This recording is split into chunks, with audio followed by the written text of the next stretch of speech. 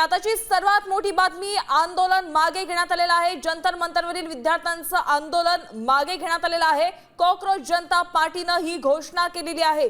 जंतर मंतरवरील विद्यार्थ्यांचं आंदोलन मागे घेण्यात आलेलं आहे अशी घोषणा आपण पाहिली की कॉकरोच जनता पार्टीच्या प्रवक्त्यांनी केलेली आहे। या क्षणाची एक मोठी बातमी आपण पाहतोय। प्रमुख 3 मागण्या होत्या, त्या 3ही मागण्या सरकारने मान्य केलेल्या आहेत आणि त्यानंतर कॉकरोच जनता पार्टीने ही मोठी घोषणा केलेली आहे। आता जंतर मंतरवरील जे विद्यार्थ्यांचं आंदोलन आहे ते मागे घेण्याची घोषणा कॉकरोच जनता पार्टीने केलेली आहे। 3 प्रमुख मागण्या होत्या। केंद्रीय शिक्षण मंत्री धर्मेंद्र प्रधान यांचा राजीनामा, दुसरी मागणी होती सर्व आंदोलकांवरील गुन्हे मागे घेणं आणि तिसरी मागणी होती आत्महत्या केलेल्या विद्यार्थ्यांच्या कुटुंबियांना 1 कोटींची आर्थिक मदत। या 3ही मागण्या पूर्ण झालेल्या आहेत। आपण थेट जाऊया राजधानी दिल्लीमध्ये भरत मोहोळकर उपस्थित आहेत। भरत, राजधानी दिल्लीमध्ये आपण पाहतोय जे उपोषण जे आंदोलन सुरू होतं ते आंदोलन आता मागे घेण्याची घोषणा सीजेपीने केलेली आहे।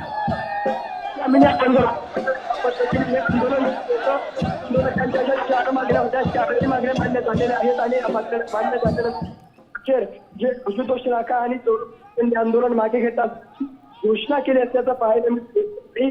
तर जे आंदोलन जंतर मंतरवर आहेत त्या आंदोलकांपर्यंत पूर्ण पोहोचून आज पत्रकार परिषदेमधून आंदोलकांनी पूर्ण मार्गाने घरी जावं अशा पद्धतीचं आवाहन पाहायला मिळतं। 3 महत्वाच्या मागण्या होत्या।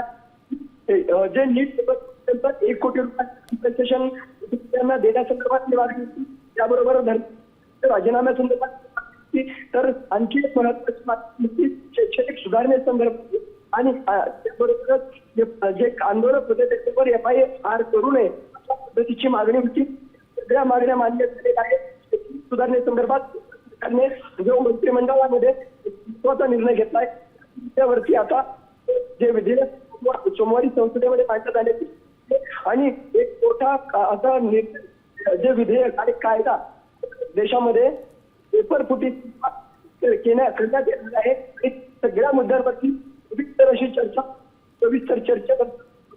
जे काही आशुतोष राखा त्यांनी पत्रकार परिषदेत झाली।